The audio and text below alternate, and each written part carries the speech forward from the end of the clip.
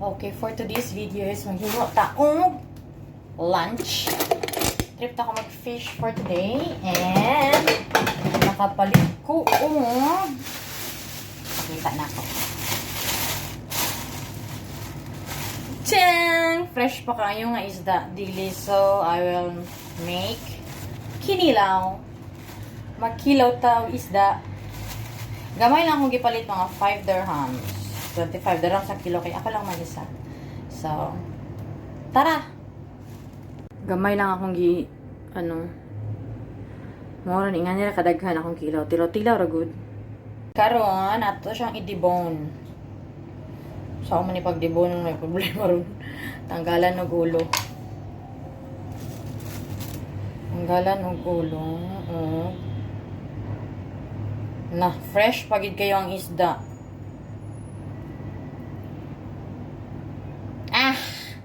Simple. Easy peasy. May raman day kaayo mo na ni siya na debonan nako ang isda. Karon hugasan nato ni og suka og mag-slice ta og lamas. Slice na tagluya nga nipis og gagmayon og slice nga. Gagmayon na siya pag-slice. Namay kaya ni siya niya. Tama to sa kaldero.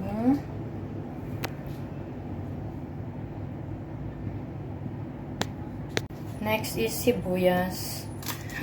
Nipis gapot pagka-slice o kagmay. So, ganing walhon tao Gagmay lang pagka-slice.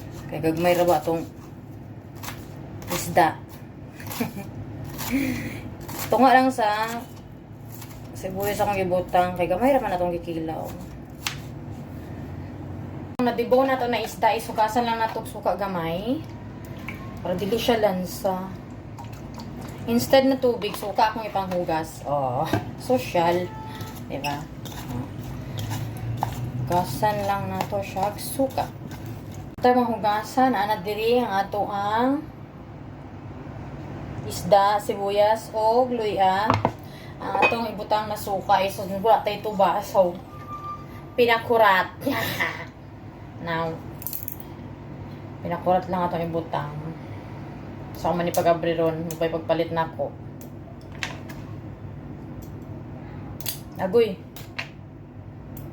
Agoy na. See? Pagsuka, pinakurat. Gamay lang. Kabraghan lang na ni siya. Og asin to taste. Char. Asin to taste. Gamay ra pod. Okay, and we make halo-halo. Karon ihalo na to sa kagdamihan niya akong kinilaw. Wait lang.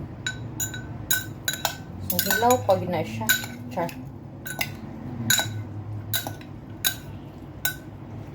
Pinakurat. Nakuratan akong isda. And, tilaw na to, be.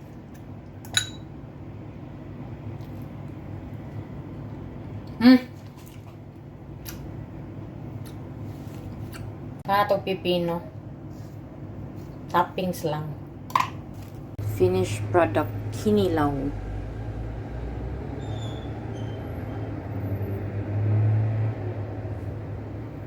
Luto ng kanon. Solve ng paniod to. Init nga rice. Kinilaw. Ug akong salad nga sa linatong niyaging adlaw. Napikil na siya. Lami Japon siya. Thank you, Lord. Food, ne. Maniud to na ta. Itadakimasu. Ngayon ako naman po isa. Nakachamba ko sa kanilaw. Nakachamba.